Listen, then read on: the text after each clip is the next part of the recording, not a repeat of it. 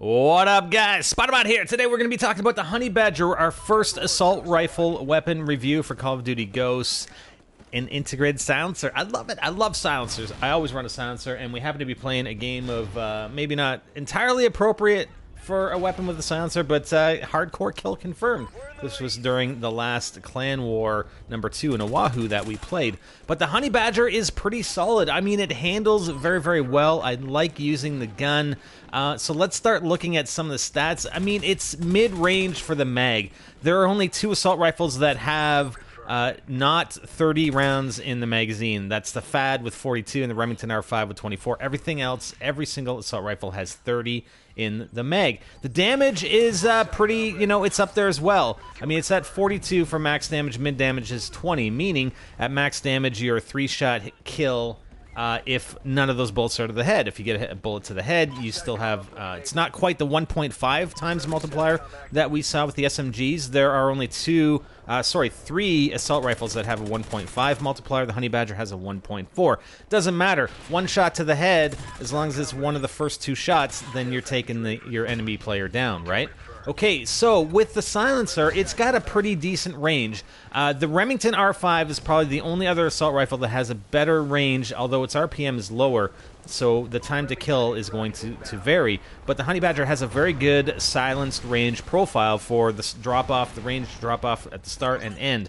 So it's a pretty solid long-range silenced weapon. The RPM is on the high side. There are only 2 assault rifles that have a higher RPM than the Honey Badger. That is the ARX 160, and that's only slightly higher than the Honey Badger and the FAD. Now for handling, the Honey Badger is actually one of the best handling weapons. The drop time is the lowest out of all the assault rifles, and only the Remington R5 has a shorter raise time. So when you're running, you're raising your gun. The Honey Badger is very well placed in the assault rifle class.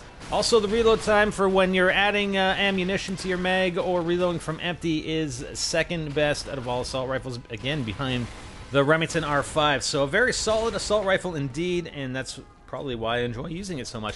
Now, one other thing I wanted to do a comparison on here with the assault rifles is taking a look specifically at the semi-automatic and burst fire attachments and how they impact the weapon handling, damage, etc. Alright? Because there's a lot of talk about this MSBS being OP because it comes integrated initially with a 3-round burst. Now, you can put on the fully auto attachment or the semi-auto attachment onto the MSBS, but, as a base weapon, it comes burst fire, and the time to kill is very, very low. Well, the thing is, you put on these attachments onto any of these assault rifles, and it becomes nearly equivalent to the MSBS. If I put on a semi-automatic, I end up getting, or burst fire. For both the burst fire and semi-automatic, you get damage multipliers. All right, so for neck, upper torso, and lower torso with the Honey Badger, you're getting a 1.5 damage multiplier. So anywhere you hit center mass, I mean, other than hitting a player in the arms or legs, you're getting a 1.5 times multiplier, which brings that max damage well beyond the max damage of the MSBS. I mean, you're talking about 55 max damage on the MSBS with a 3-round burst. Well, the Honey Badger at 1.5, you're looking at 63. So, I mean, it's pretty solid.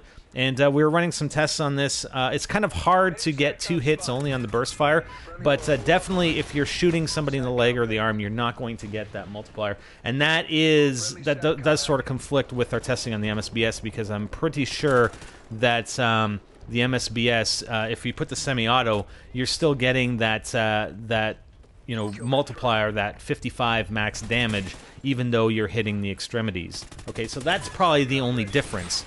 But, again, putting these attachments, 3-round burst, again, the MSBS is OP because the time to kill is so low, but you can put the burst or semi-automatic on any of these weapons, and they become a pretty more effective killing machine than full auto. I mean, even almost better than or better than the marksman rifles. I think the marksman rifles, when I was doing some testing with Hyper, he mentioned that there are limits on how fast you can fire the marksman rifles in semi-automatic mode, right? Well, you don't necessarily have that as much of a restriction with the assault rifles. He was testing specifically the MSBS with the semi-automatic attachment, and it was just, he can just fire at will. He didn't feel like it was locking in and restricting the timing in between the time that he was hitting the trigger. So he was firing it a lot faster, as you know, versus the marksman rifles. And we might take a look at that